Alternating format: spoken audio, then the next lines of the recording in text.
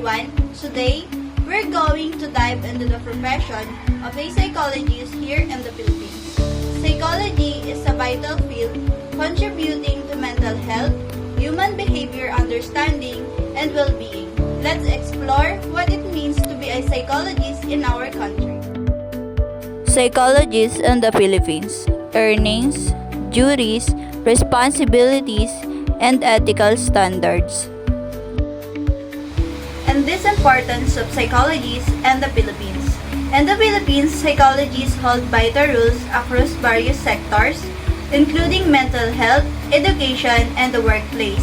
Their work is governed by professional responsibilities and ethical standards, and the needs of society, contributing significantly to the well-being of individuals and communities. Earnings of psychologists in the Philippines. Earnings of psychologists. The salaries of psychologists in the Philippines can vary widely depending on factors such as experience, area of specialization, location, and whether they work in the public or private sector. And here's a breakdown of their potential earnings. The entry level of psychologists, usually those with less than 2 years of experience, can earn between 20,000 and 30,000 per month. And these psychologists are often for fresh graduates working in hospitals, schools, or clinics. How about the mid-level of psychologists? Of course, with several years of experience, typically earn between 35,000 and 50,000 per month. And many work in private practice, hospitals, or educational institutions. And the salaries may be higher in metropolitan areas like Metro Manila compared to rural province. Additionally, psychology with advanced degrees, for example, philosophy doctor, or specialized training may command a higher fees. Experienced psychologists to those manager positions, especially clinical psychologists, can earn more than 60,000 per month. They often supplement their income through private consultation, workshops, seminar, or providing expert legal testimony. The salary ranges show that psychologists' earning can grow with experience, specialization, and reputation in this field. Duties and responsibilities of psychologists. Duties and responsibilities of psychologists. Psychologists have diverse roles depending on their specialization. Number 1, clinical psychologists focus on assessing, diagnosing, treating mental health issues. They work with individuals, families, or groups to improve mental health being and develop personal treatment plans through therapy and counseling. School psychologists assist and support students' academic, emotional, and behavioral needs. They collaborate with teachers and parents to create a positive learning environments and offer counseling services to guide students' development. School psychologists play a crucial role in supporting students' well-being and academic success. Here are some examples of how they assist and support students' needs: academic support, emotional and behavioral supports, and the last is collaborations and advocacy. Industrial or organizational psychologists work within companies to evaluate employees, improve workplace productivity, and resolve conflicts.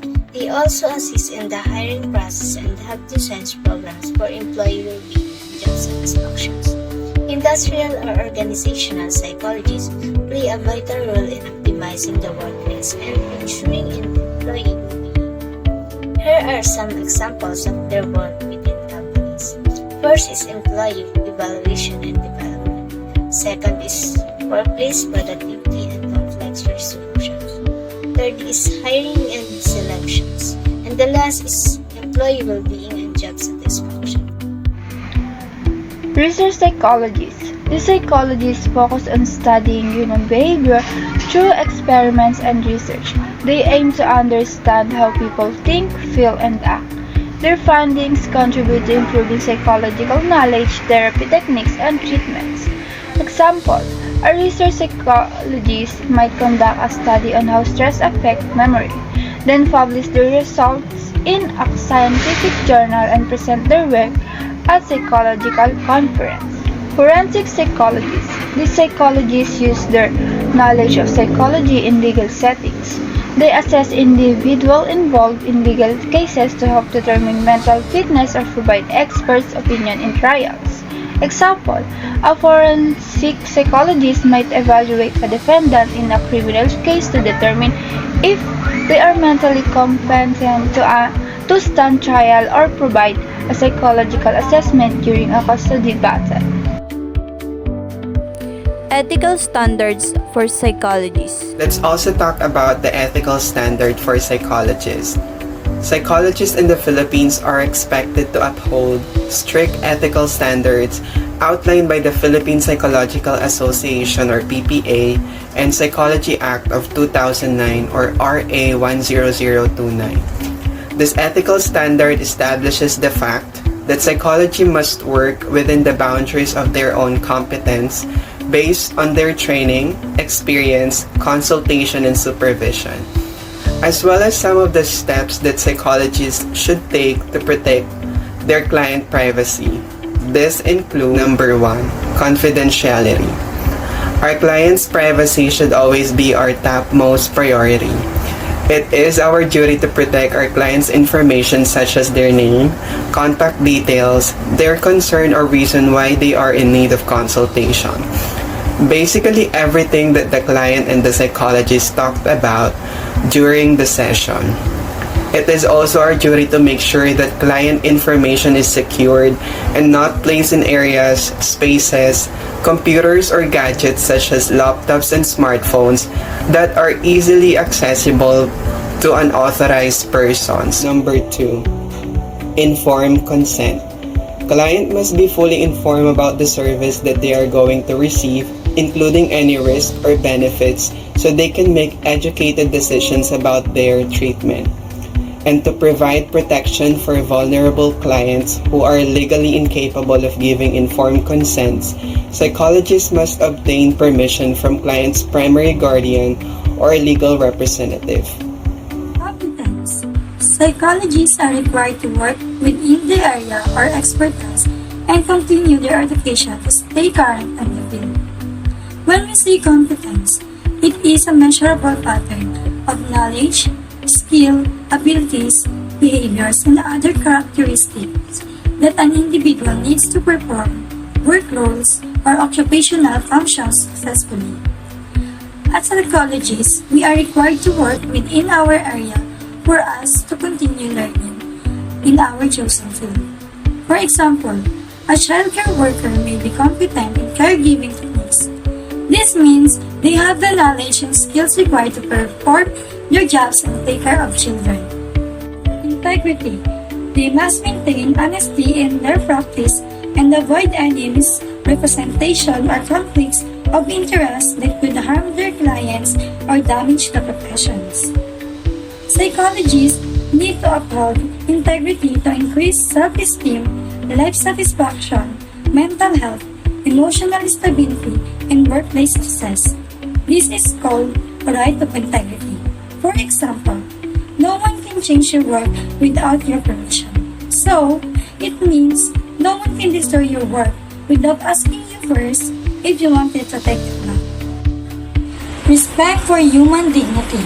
Psychologists are required to treat all individuals with respect regardless of their gender, race, religion, or social background. To say that human beings have dignity is to say that human beings also have an obligation or duty to respect the rights of all people. These rights include the right to life, liberty, and security of person, the right to be freed from slavery, equal protection before the law, freedom from arbitrary arrest, detention, or exile. Having some respect is important because it will define you as an educated person. If you want to be respected, then be kind and have respect to reciprocate it to you. And now, this is our conclusion. Psychologists in the Philippines make a significant impact through their work in mental health, education, research, and various other fields. Their salaries reflect their experience and express specialization, and their duties vary widely depending on their focus. Most importantly, they are guided by strict ethical standards which ensure their services are delivered with integrity, confidence, and respect for human dignity. While their financial compensation may differ, the broader societal contribution of psychologists are invaluable, helping individuals achieve better mental health and personal growth.